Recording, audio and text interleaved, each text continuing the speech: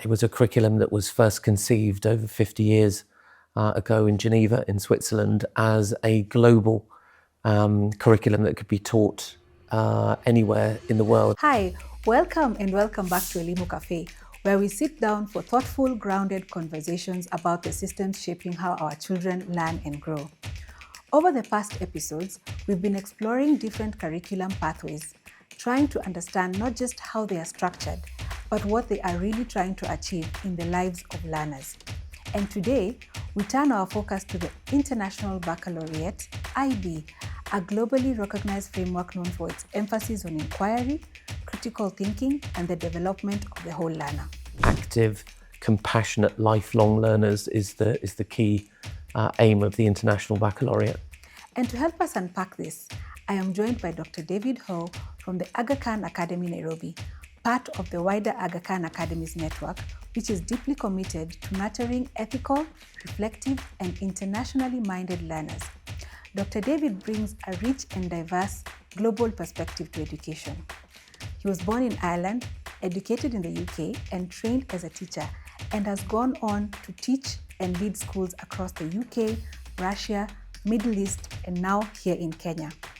He holds a doctorate in education from Johns Hopkins University, and his work reflects a deep commitment to thoughtful, well-rounded learning that goes beyond academics.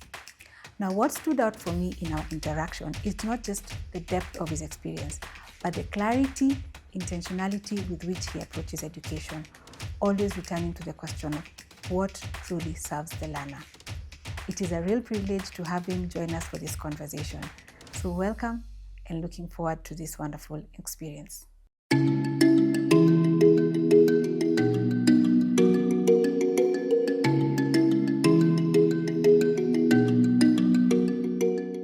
Thank you so much.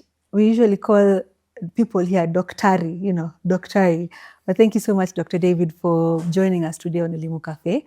And I just wanted to pick your brain and discuss in depth what the IB curriculum is all about. So perhaps you are the expert on this. I want to be a very good learner and just listen in and understand the concepts, the idea, and for anyone who's watching to just get a clearer understanding or just an understanding overall of what the IB curriculum is about. So my first question to you is just to talk about the philosophy, the IB philosophy, and what does it mean in practice? Firstly, thank you very much for the opportunity to talk about the IB, which I'm sure many people know stands for the International Baccalaureate. And in no way am I saying that, when you compare different curricula, that the IB has the edge on others. But I think the first kind of key part of the philosophy is around international mindedness. It has the word international as part of its title, International Baccalaureate, for a very good reason. It was a curriculum that was first conceived over 50 years ago in Geneva, in Switzerland, as a global curriculum that could be taught anywhere in the world. And the kind of fundamental dimensions of the philosophy is that it is about developing a holistic approach to education. It's a student-centered approach, emphasizing inquiry-based learning. It fosters critical thinking. And I've mentioned this idea of international mindedness, which I think we'll unpick a little bit more later. And at the same time, academic rigor and active, compassionate, lifelong learners is the key aim of the International Baccalaureate. All right. So could you maybe just expound on the structure itself, like the structure and the progression? So if, for example, first of all, let me just say, I used to call it International Baccalaureate. So thank you so much for coming. You see, this is why it's important for people to understand this. And I just want us to go through the overview in terms of if I'm a parent or whoever I am, and I want to understand where does it start, how does it progress in terms of structure, and where does it end, if there is an end to it at all? Well, it's a good question about does it ever end? I mean, one of the kind of fundamental aims of the International Baccalaureate is to develop lifelong learners. So in essence, the formal part ends, but we want to instill qualities and what we call attributes in the learners and one of those being a commitment to lifelong learning and development. But let me take you through the kind of core areas of the IB and the programs that sit within it. So it is, as I mentioned, a holistic curriculum, and it starts formally from aged 3 and it goes all the way through to 19, and it's broken into a number of key programs within that. So the profile, what we call an IB learner profile, sits within that across the entire 3 programs, and they describe a broad range of what we call human capabilities and responsibilities that go beyond just academic success. So the IB is often labelled a skills-based curriculum, which I think is a slight misnomer in that, yes, it does emphasise skills and attributes, but not at the cost of academic rigour. That sits very much alongside it.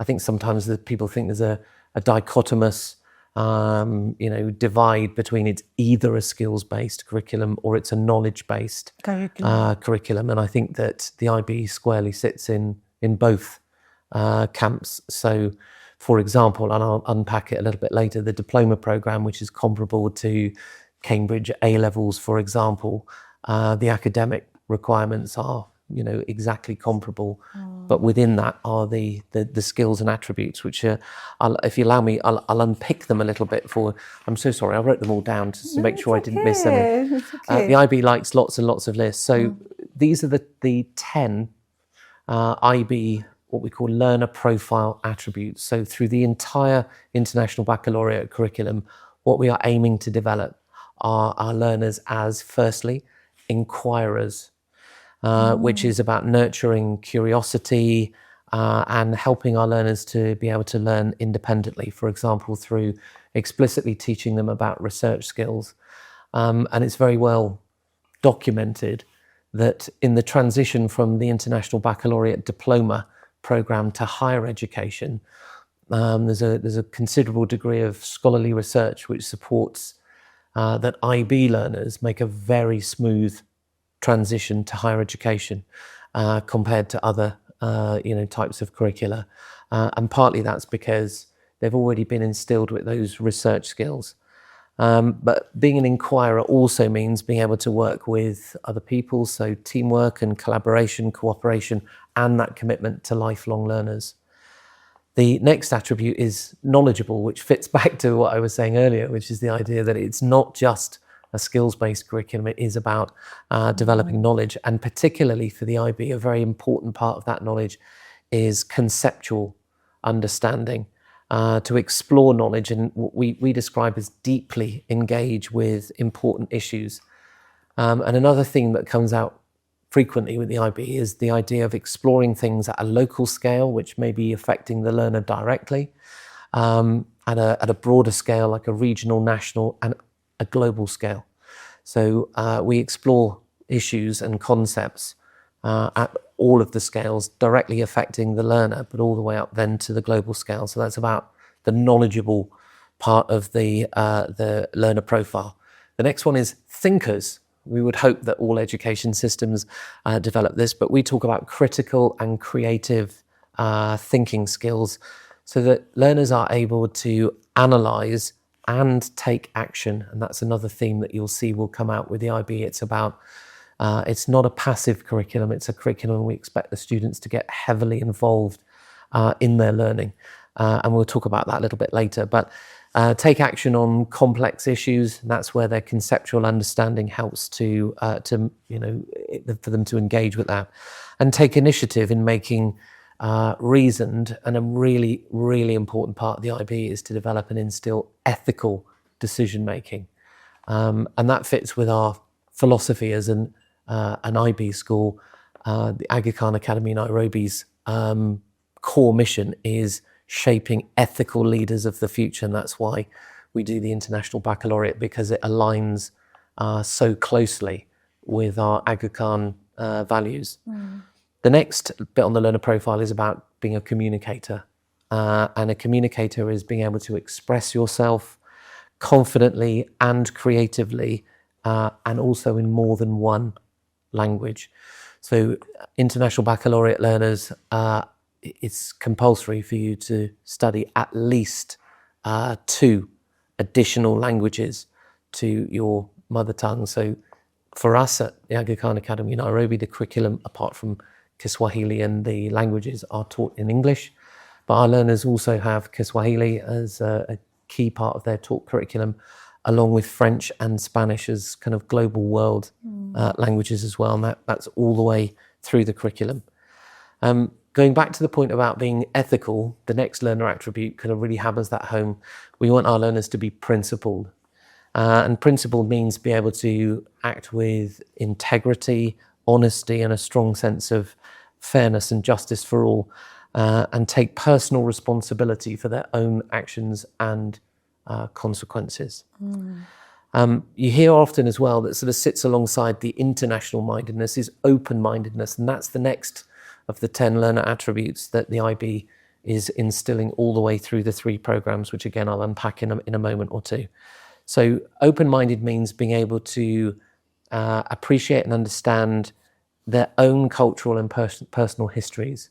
That's for the learners, but also along with the traditions and values of other people from different cultures and different value systems, and be able to seek and evaluate a range of point of views to come to a reasoned decision or conclusion about something that they are looking into, and grow from their own experience. The IB philosophy is very much about personal developmental growth. Okay. The next one, there's 4 more to go. The next one is about being caring, which is about being compassionate, empathetic, and it is about being respectful. And this comes out particularly with the IB. A strong theme with the IB curriculum is service. And that manifests itself even in our younger years of our learners, where they get involved in community-based projects, and those are things that travel all the way through. It's called Service as Action in our middle year program, and it's called CAS, Community Activity and Service, in our diploma program, which again I'll unpack in a little bit more detail a little bit later. The next one's got an interesting take on things, and we've changed the name of it slightly at Aga Khan Academy, Nairobi, and across our Aga Khan schools. The IB call it risk-taking. We want our students to be risk-taking. We've got nothing against that term, but to really hammer home the positive side of risk-taking, we changed the vernacular to be courageous. So rather than just risk-taking, which is the generic term used by the IB, our learner profile attribute that we talk to our learners about and developing is their courage. So in terms of risk-taking, it is about being courageous, innovative in the exploration of new ideas, being resourceful and resilient in the face of challenges, change and uncertainty. And certainly the world that we're living in today is very complex, rapidly changing and full of lots of uncertainty. So we need our students and learners to be courageous. The penultimate one is balanced. And this really emphasizes to find harmonious balance at the different aspects of our lives, our intellectual lives, our emotional lives, our physical lives. So to create a sense of well-being for ourselves and for others, and recognize the interdependence that people have with other people and indeed the world around us. So that's what we mean by balance. And the last one, and they're by no means least, is for our learners to be reflective, to develop a deep understanding of their own strengths and their own weaknesses, and use that understanding to support their personal learning and growth. So thinking about how our ideas are shaped by thoughtful reflection on through our personal lens. So really helping students know and understand themselves in terms of, what do they bring to any learning situation, and how does that then manifest itself in the strengths and in their weaknesses in terms of how they may then develop and interpret the world, and how they can grow further in their interpretation of the world. So those 10 learner attributes, are integral to all of the IB program. Everything we do formally and informally is aimed at developing those 10 attributes. If I may, I just want to add the fact that Aga Khan schools added 2 more to that list, as if 10 wasn't enough, right? We added stewardship, which is to instill in our learners a sense of their understanding of the fragility of our planet and their interdependence with the ecological world. And the last one that we added to make it up to 12 is leadership. And thinking about our core mission of shaping ethical leaders of the future, we felt that stewardship and leadership added to those other 10 from the IB then become our Aga Khan Schools learner profile. So we took 10 directly from the IB. We changed the name of one, Risk Takers to Courageous, and we added 2 more. So would you like me to unpack the kind of programs a little bit? Absolutely. Actually, that was my next question. Maybe we can talk about the PYP, the MYPs, and the DPs. Yeah, there's lots of acronyms. Yes. Well, there's lots of acronyms in education, right? Yeah. But there's lots and lots in the International Baccalaureate and the IB. Yeah. Okay, so firstly, again, what's generic to the IB, whether it's PYP, which stands for our primary year program, MYP, which is our middle year program, and the DP, which is our diploma program. What's generic to all of those is our approaches to teaching, which is I mentioned earlier, it's based on enquiry. That's not to say that we don't support our learners, we just get on with it. It's about facilitating learning and guiding the students through their learning in a way that they understand how the concepts or subjects that they're studying, they can develop a schematic understanding so that they end up asking, if you like, the right questions. And then through our explicit teaching of how to research topics, they can go ahead and then guide their own learning with support and facilitation from teachers. So what's generic to all of the 3 programs is it's inquiry based. So teachers are much more facilitators and supporters of learning, and students take an initiative and they've got agency over their own learning. I mentioned earlier that the next kind of area of teaching is that it's focused heavily on developing conceptual understanding, particularly from the middle year program onwards. Much of the PYP, the primary year program, is foundational to that, but it does have conceptual understanding, and I'll unpack that a little bit for you in a moment. I mentioned about the scale idea. All of the teaching and learning in the IB in all 3 programs is always framed and set within a local, regional, national and global scale and context. Again, to emphasize the development of that idea of international mindedness, that we are, citizens of a planet, and that our actions in any place have a consequence that are far more reaching than just our local context. The next one is that it is focused heavily on developing effective collaboration. So there's very few things in the world that we live in that are we're able to do effectively on our own. I think of the wonderful, I think it's a Kiswahili proverb. In fact, if you want to go fast, go alone, but if you want to go far, go together. And that very much, that philosophy sits deeply within the IB. So again, we will explicitly teach, particularly in the PYP program, the attributes and skills necessary to instill a sense of collaboration within our students so that they're effective team workers. So for example, even as young as our nursery students, our students lead the assemblies. And they will lead their project work, facilitated and supported by teaching. The next one, of course, like all good curricula, it's differentiated to meet the needs of all learners. So it's a deeply inclusive curriculum, and part of that is through the facilitation of the inquiry-based learning process, where it's differentiated to support the direction that each individual student would like to take their learning in. And the last kind of area, we call it approach to the teaching, and again, generic to all 3 programs, which I'll unpack.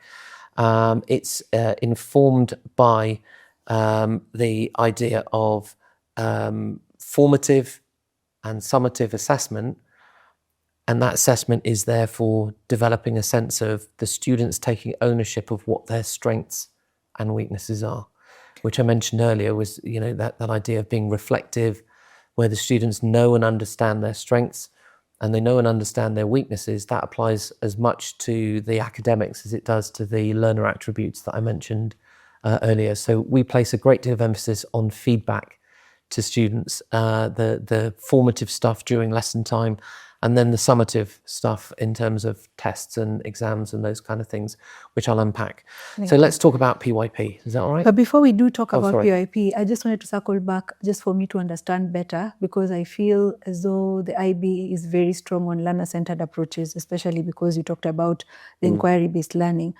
I just wanted you to unpack it further when you talk about the teacher being the facilitator, because that's something that's quite foreign, especially now in Kenya when we are still transitioning into this new curriculum, which even from this discussion, I note has borrowed greatly in the IB, into the IB program, in terms of the framework where you talk about things like skill-based approaches, where you talk about collaboration, problem solving and critical thinking. All these are skills that are now, or rather are expected of learners in the CBC curriculum or the CBE curriculum. So when we talk about how then to create, as you said, the 10 plus the 2 that Aga Khan have come into as an ideal situation for this particular child who joins the program, while at the same time still remembering or being cognizant of the fact that this child also needs to acquire certain knowledge, as you said, conceptual frameworks and all that. So how does that work when this inquiry-based learning approach, for people who have never understood that? Because as for me, my experience was that the teacher would stand in front of the classroom, they had the book, they had the textbook, and that was very teacher-centered, which is what majority of us in the Kenyan context can relate to. So perhaps you could just unpack that for us. For sure. Yes, please.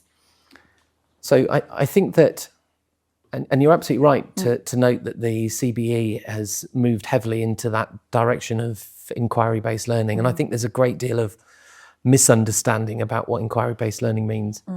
The first thing is to say that, I think that on a basic level, people feel that inquiry-based learning is, let the kids learn whatever they want and go in any direction they want. That's not inquiry-based learning.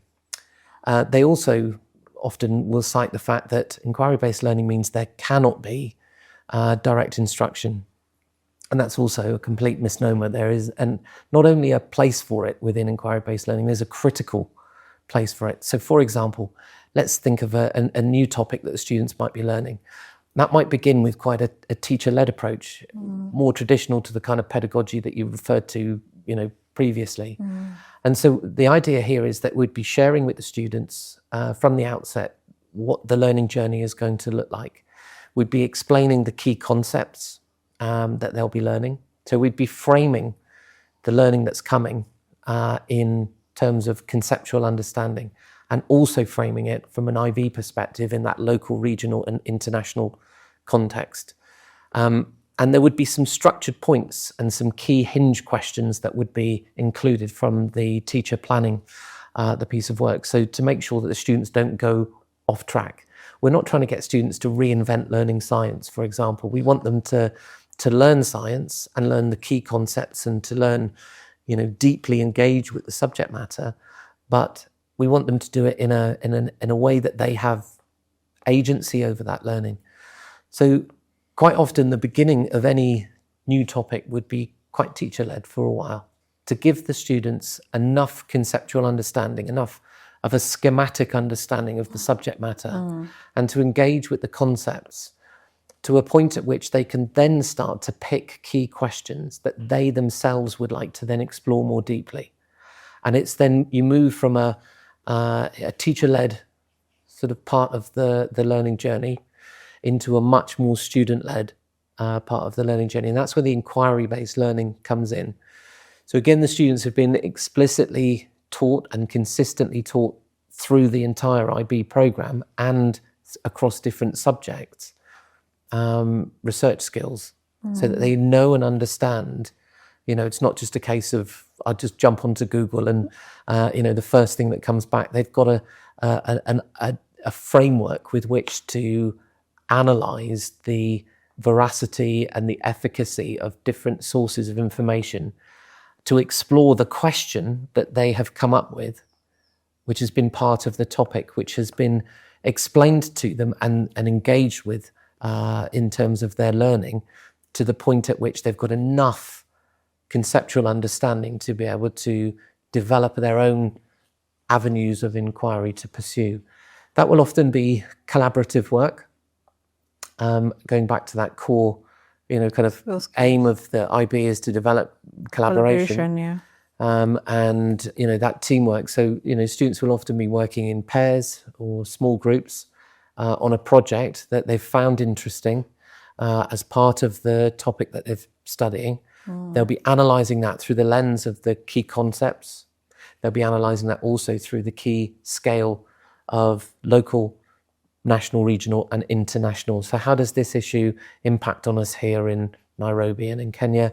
What does this issue look like for Kenya and East Africa and Pan-African? And what does this issue look like in different parts of the world? And how is it impacting on a global scale? And there's many things that you can explore wonderfully. Take air pollution, for example. You can look at that on all of those three scales very readily.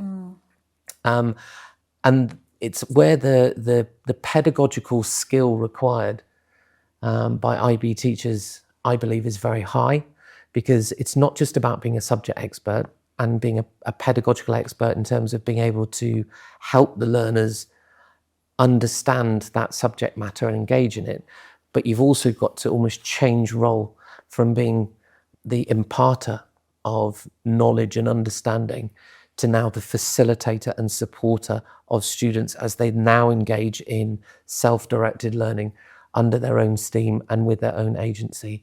And often the end result of those kind of bits of work, and you'll see it as kind of key parts of the IB that I'll unpack a little bit later, would be then we want students to develop their confidence and their public speaking skills. They would then be presenting after doing some research in class, or even more widely to a whole year group or an assembly.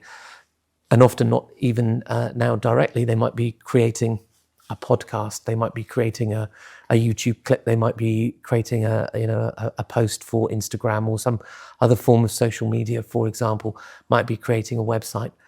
And that idea of agency also flows into, as I talked about earlier, service.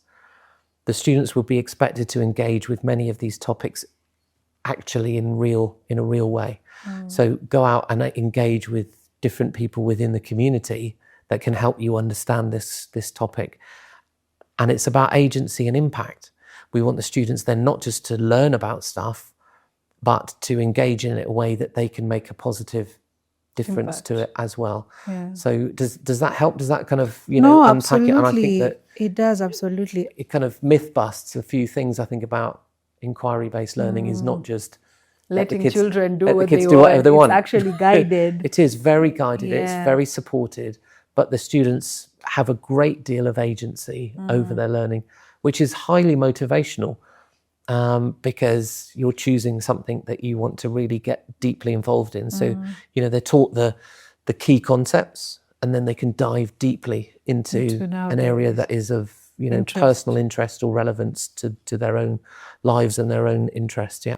We have come to the end of another episode at Elimu Café today. Thank you so much for watching, and please be sure to like, subscribe, comment, and interact with us. And I look forward to seeing you in the next episode. Bye.